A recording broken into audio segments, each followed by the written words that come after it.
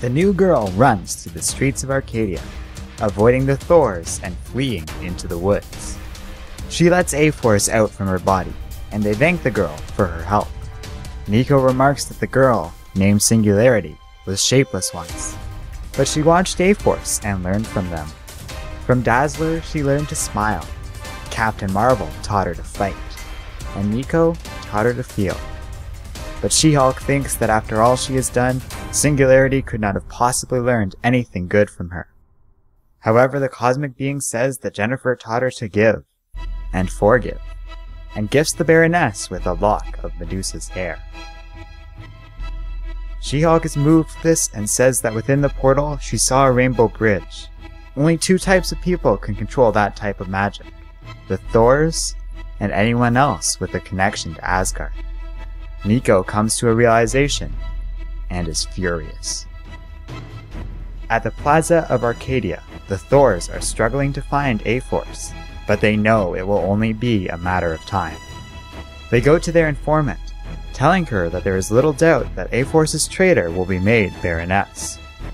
Loki replies that she always thought Queen had a better ring to it, but the Asgardian regrets what happened to Medusa, who Loki thinks was misled by She-Hulk. As she gazes out of the window, Loki realizes something is wrong. There are no stars in Arcadia. The women are then cheerfully greeted by Singularity, and A-Force bursts through the window. They begin to pummel Loki and the Thors, and She-Hulk knocks the would-be usurper out into the plaza. The Asgardian tries to blame Jennifer for all of this, saying that the Baroness got America expelled. Loki then forms the earth around her into a massive Goliath, and it swallows Jennifer whole. But She-Hulk easily bursts through her captor, and attacks Loki once again. The Asgardian throws her aggressor off by summoning some snakes, and prepares to finish the now entangled Baroness off, only for Loki to be knocked down by Nico. Loki tries to explain to her ward that she did this all for America, but Nico points out that the portals were the start of all of this. It's Loki's fault that America was exiled in the first place. She admits that her guardian always loved her and America, but that the Asgardian loves her power even more. Realizing that Loki has tricked the Thors, Gamora pins Loki down, and the woman is robustly defeated. Loki bitterly declares that if she can't have Arcadia, nobody can. The Asgardian unleashes one final spell that launches high into the air, and straight into the wall. A horde of zombies begin to assault Arcadia. The others look on in shock, but Jennifer knows what to do. For what may be the very last time, she orders A-Force to assemble.